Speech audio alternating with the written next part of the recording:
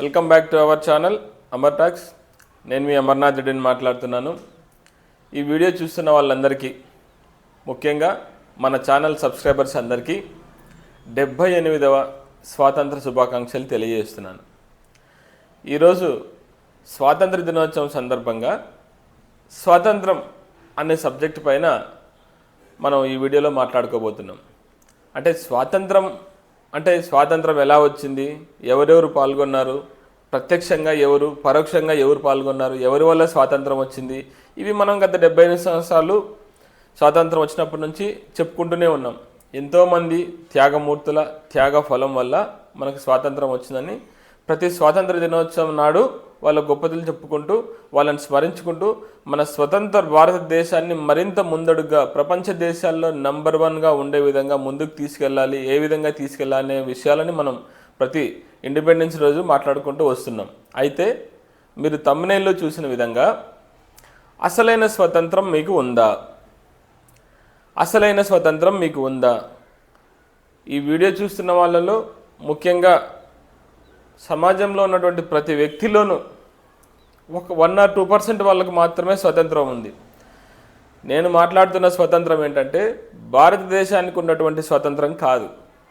నేను మాట్లాడుతున్న స్వతంత్రం ఏంటంటే ఒక వ్యక్తిగా ఒక సమాజంలో ఉంటున్నప్పుడు నీ పర్సనల్ లేదా నా పర్సనల్ లేదా నీ పర్సనల్ నీకు స్వతంత్రం ఉందా అన్న విషయం పైన సింపుల్గా ఒక 2-3 పాయింట్లు మీకు గుర్తు ఉండేలాగా, గుర్తు చేసేలాగా మనం ఎలా ఉండాలి, ఎలా ఉండాలో దాని గురించి చెప్పే విధంగా మాట్లాడదాం అనుకుంటున్నాను. ఈ వీడియోలో నేను చెప్తున్న కంటెంట్ ఏ క్షణంలో ఎక్కడైనా మీకు ఇన్ఫర్మేషన్గా ఉంటే, ఆలోచింపజేసేలాగా ఉంటే తప్పకుండా కొత్త వాళ్ళు మన ఛానల్ సబ్స్క్రైబ్ చేయండి. ఆల్రెడీ సబ్స్క్రైబర్స్ అంతా వీడియోని లైక్ చేయండి. ఇఫ్ ఇన్ కేస్ ఎక్కడన్నా ఏదైనా చెప్పే విధంలో కొంచెం పొరపాటు జరిగినా, మీకు వీడియో నచ్చకపోయినా కామెంట్ రూపంలో అది తెలియజేయండి. ఓకే, వీడియోలోకి వెళ్దాం. ఇక్కడ మనకు స్వతంత్రం అంటే ఏంటి? భారతదేశానికి వచ్చిన స్వతంత్రం, దాని గురించి నేను మాట్లాడట్లేదు.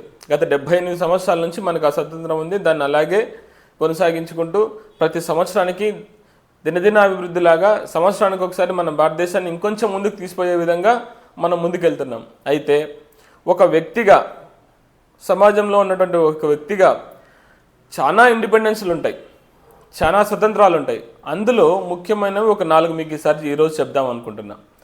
నీకు లేదా నాకు మొట్టమొదటిది చాలా ఉండాల్సినటువంటి ఇండిపెండెన్స్లో ఈ కొంచెం ఒక 4-5 దానిల గురించి ఇప్పుడు డిస్కస్ చేస్తాను.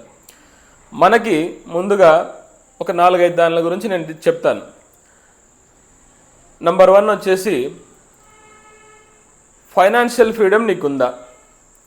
నంబర్ 2 వచ్చేసి సోషల్ ఇండిపెండెన్స్ నీకుందా? నంబర్ 3 వచ్చేసి ఫిజికల్ ఇండిపెండెన్స్ నీకుందా? నంబర్ 4 స్పిరిచువల్ ఇండిపెండెన్స్ నీకుందా? ముఖ్యంగా అన్ని ఇండిపెండెన్స్ల కన్నా నంబర్ 5 ఎమోషనల్ ఇండిపెండెన్స్ మీకుందా? ఇలా చెప్పుకుంటూ పోతే చాలా రకాలైనటువంటి ఇండిపెండెన్స్లు అనే పదాలు మనకు వాడుకోవచ్చు. ఒక వ్యక్తి సగటు జీవితంలో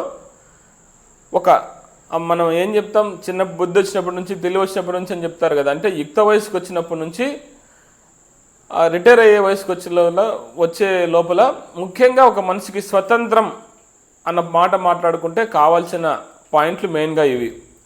number 1 financial freedom, number 2 social freedom, number 3 physical freedom, number 4 spiritual independence, number 5 emotional independence. సరే, నంబర్ 1 గురించి ఫైనాన్షియల్ ఫ్రీడమ్ గురించి మాట్లాడదాం. మీకు ఒక వ్యక్తిగా ఏ దశలైనా ఉండొచ్చు, విద్యార్థి దశ కావచ్చు, సంపాదించే వయసు కావచ్చు, ఫ్యామిలీ ఒక హెడ్ కావచ్చు, లేదా రిటైర్ అయిన ఏజ్కి వచ్చిన వాళ్ళు కావచ్చు. మీకు ఫైనాన్షియల్ ఫ్రీడమ్ ఉందా? మీరు కావాల్సినటువంటి డైలీ లైఫ్లో మీరు బతుకుతున్నటువంటి మీకు కావాల్సినటువంటి సరిపోయే సంపాదన మీకు వస్తూ ఉందా? మీ పైన ఆధారపడిన మీ తల్లిదండ్రులు కావచ్చు, మీ పైన ఆధారపడిన భార్య పిల్లలు కావచ్చు, వాళ్ళకు సంబంధించిన ఇంటి సమస్యలు, ఇంటి ఖర్చులు, ఆరోగ్య సమస్యలు, ఇవన్నిటికీ సరిపడే ఫైనాన్షియల్ ఫ్రీడమ్ మీకుందా? ఉంటే మనం ఎంత సంపాదిస్తున్నాం? అది ఏ రీతైనా సరే, ఉద్యోగమా, బిజినెస్సా, మరొకటి ఏదైనా కానీ మీకు కావాల్సినటువంటి సంపద నువ్వు సంపాదిస్తున్నావా? సఫిషియెంట్గా చూసుకుంటున్నావా నీ మీద డిపెండ్ అయిన వాళ్ళని? వాళ్ళ తర్వాత ఫ్యూచర్ కోసం ఏదైనా సేవ్ చేస్తున్నావా? నీ ఫ్యామిలీని చూసుకుంటూ, నీ ఫ్యూచర్ కోసం సేవ్ చేసుకుంటూ అత్యవసర పరిస్థితుల్లో ఏదైనా ఇబ్బందులు వస్తే ఆ ఇబ్బందులు మీట్ అయ్యేంత సఫిషియెంట్ అమౌంట్ నీ దగ్గర ఉందా? ఇది కాకోకుండా నెలకు కేవలం 5 నుంచి 10 మందికైనా కనీసం ఒక పూట భోజనం మనం ఫ్రీగా అంటే దానం చేసే విధంగా ఫైనాన్షియల్ ఫ్రీడమ్ నీకుందా? ఇది మనం ఫస్ట్ తెలుసుకోవాల్సిన విషయం. స్వతంత్రం అంటే ఇది. ఫైనాన్షియల్ ఫ్రీడమ్ మనకు ఉందా లేదా నెంబర్ 1 తెలుసుకోవాలి. రెండవది సోషల్ ఇండిపెండెన్స్. అంటే సమాజం పట్ల, సమాజంలో నువ్వెవరు, నువ్వు ఏం వర్క్ చేస్తున్నావు, సమాజం పట్ల నీకేం తెలుసు, సమాజం నిన్ను ఏ విధంగా చూస్తూ ఉంది. ఏ పొజిషన్లో ఉన్నా, విద్యార్థి దశ అయినా, ఉద్యోగస్తుడైనా, బిజినెస్ అయినా, పొలిటికల్ అయినా, సినిమా హీరో అయినా, ఏ రంగంలో అయినా మనం ఉంటే మనల్ని సమాజం ఎలా ట్రీట్ చేస్తూ ఉంది, సమాజాన్ని నువ్వు ఎలా ట్రీట్ చేస్తున్నావు, సమాజంతో నువ్వు ఫ్రీగా ఉంటున్నావా? సపోజ్ మనం ఇంటి దగ్గర నుంచి నువ్వు ఎక్కడన్నా వెళ్ళేకి ఒక పని దగ్గరికి వెళ్ళాలంటే ఇంటి దగ్గర మొదలైతే ఆ పనికి వెళ్ళే లోపల ఎంతమంది కనిపిస్తారు, అంతమందిని నువ్వు ధైర్యంగా ఫేస్ చేయగలవా?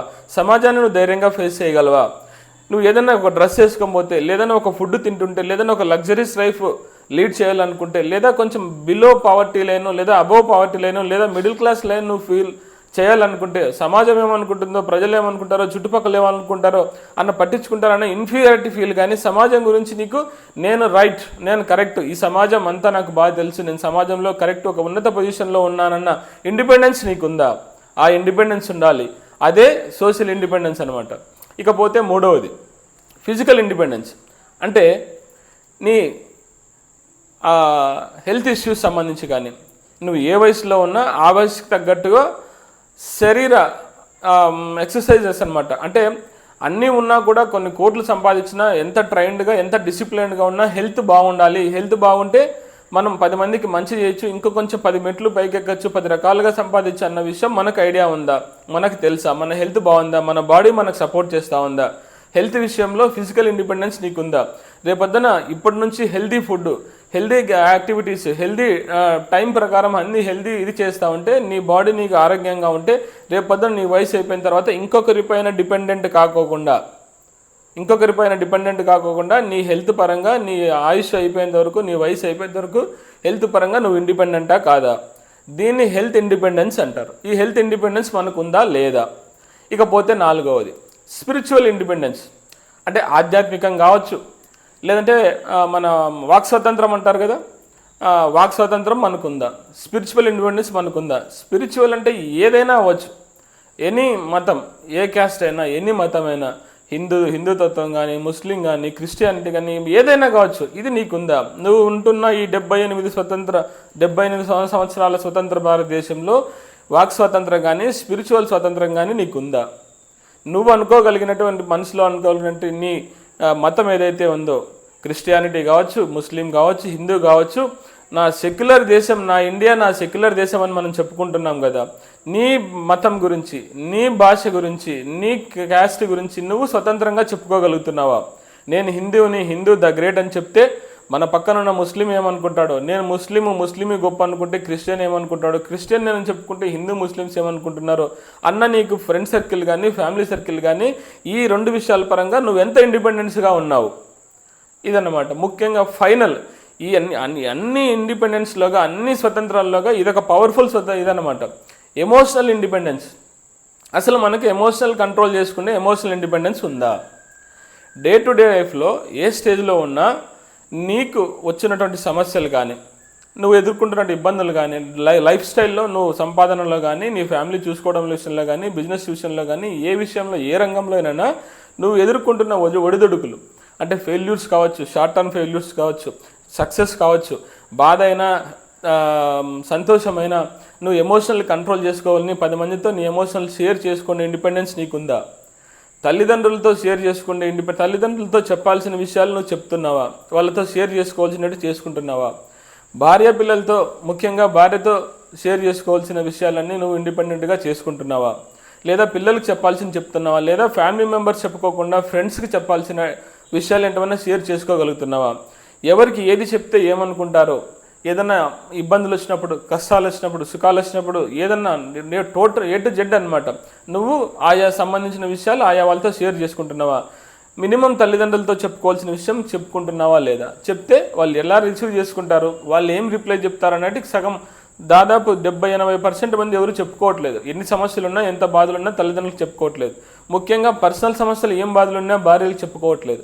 అలాగే ఫ్రెండ్ సర్కిల్లో కానీ, అఫీషియల్ కానీ ఎక్కడ ఇండిపెండెన్స్ లేదనమాట. ఇండిపెండెన్స్ లేదంటే మన దగ్గర మనకు అటువంటి వ్యక్తులు లేకపోవడమో, లేకపోతే మనకు ఆ స్వభావం లేకపోవడమో. ఏం సమస్యలున్నా, ఎంత రిచ్ అయినా, ఎంత సంపాదించినా, ముఖ్యంగా అన్ని స్వతంత్రాల్లోకి వెళ్ళా, ఇండిపెండెన్స్లోకి వెళ్ళా. ఎమోషనల్ ఇండిపెండెన్స్ అనేది చాలా ఇది. అన్కండిషనల్గా ప్రతి సమస్య, పర్సనల్ కావచ్చు, ఫ్యామిలీ కావచ్చు, అఫీషియల్ కావచ్చు, బాధలు కావచ్చు, సుఖాలు కావచ్చు, కష్టాలు కావచ్చు, చెప్పుకునే ఒక వ్యక్తి మనకున్నారా, చెప్పుకునే పరిస్థితి నీకుందా అనే అంశాన్ని మనం ఆలోచన చేయాలి. ఇలా చెప్పుకుంటూ పోతే రకరకాల ఇండిపెండెన్స్లు ఉన్నాయి. ముఖ్యంగా ఈ 5 రకాల ఇండిపెండెన్స్లు ఒక వ్యక్తిలో ఉండగలిగితే అప్పుడే నీ భారతదేశానికి కాదు, అప్పుడే నీకు అసలైన ఇండిపెండెన్స్ ఉన్నట్టు.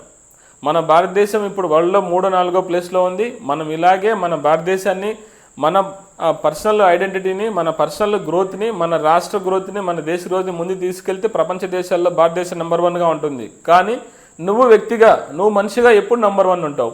ఇటువంటి ఇండిపెండెన్స్లన్నీ నువ్వు సాధించుకోగలిగితే, నేను చెప్పినటువంటి మెయిన్ ఈ 4-5 ఇండిపెండెన్స్లు: financial independence, emotional independence, physical independence, spiritual independence, one and only ultimately emotional independence. ఇవన్నీ మనం అచీవ్ అవ్వగలిగితే అసలైన స్వతంత్రం వచ్చిందని నేను భావిస్తున్నాను.